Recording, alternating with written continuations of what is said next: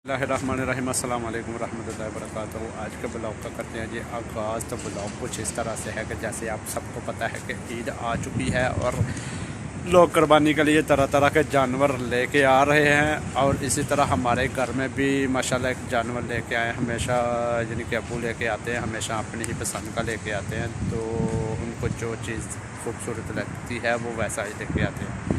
तो पिछली दफ़ा भी ऐसा ही कलर था और सेम ऐसा ही था तो जानवर कुर्बानी के लिए। तो इस दफ़ा भी ऐसा ही है।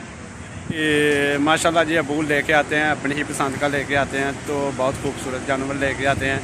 तो अल्हम्दुलिल्लाह ये पीछे मेरे दोस्त आ गए हैं जी, अब इनसे भी मुलाकात करते हैं।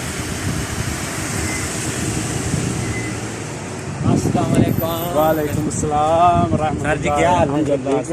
ठीक ठीक है ना? ठीक ठाक। और सुनाओ के कामयाब है बाजी इसे तरह वीडियो बना रहे हैं, साडा जो काम है। तेरे को बेड़ा ले आयो वीडियो दस अल्हम्दुलिल्लाह जी लैके आए ने मौलवी साहब बेड़ा पियो तू।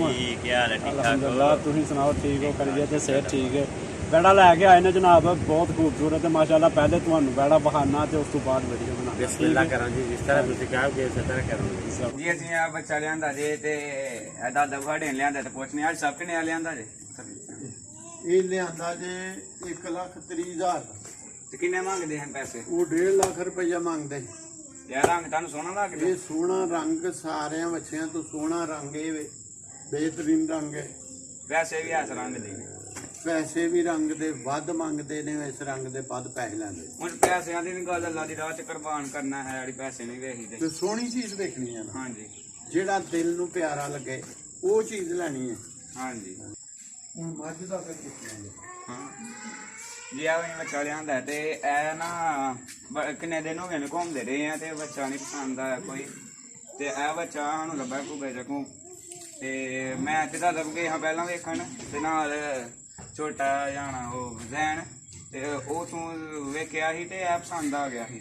ते बड़े बुगे हाँ ते नाल ही बनाई माया ही ते पैसे लैके आए हाँ ते ले लिया ही। बच्चा पसंद आया ही ते घुगे चकू तोड़ के लिया हाँ ते दिल करता ही पिया बड़े अबू का भी ते मेरा भी के तोड़ के लियाइए ते खूबसूरत चीज दे होंगे ते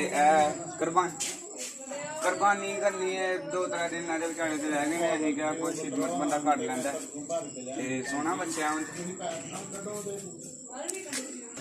कुछ बच्चे होंदे ने विच लिस्से होंदे ने ते ए वेखो बच्चा खांदा है ते एदी खिदमत करने वावा गंढे शंडे पांदे ने ते वेखो बच्चा सोहना होंदा।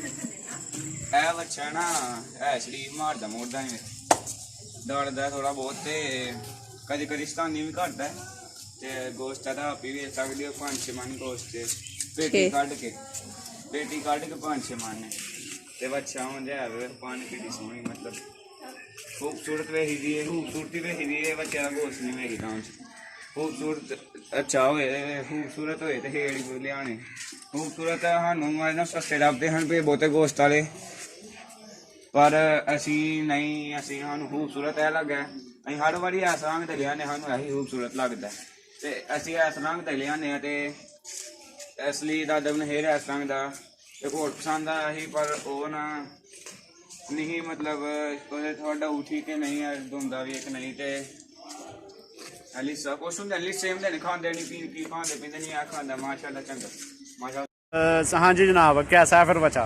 माशाल्लाह सही है, जबरदस्त है माशाल्लाह, जबरदस्त बच्चा है। क्यों ना साहब अबोरी लियाउंदे ने हमेशा अपनी पसंद का लियाउंदे ने, बहुत अच्छा मतलब बच्चा जो है। उन्हां दे दिल नूं लगे ना वो लैके आउंदे ने। वो चीज ले 1,30,000 लेके आए कुछ भी नहीं है जी, जैसा बच्चा है ना पैसे का कुछ भी नहीं है।